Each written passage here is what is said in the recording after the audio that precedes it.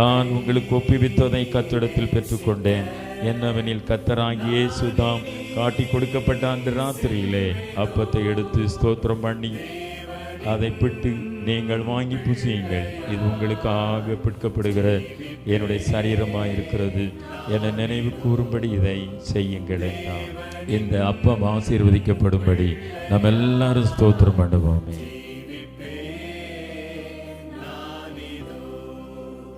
கஷ்டங்கள் வந்தாலும்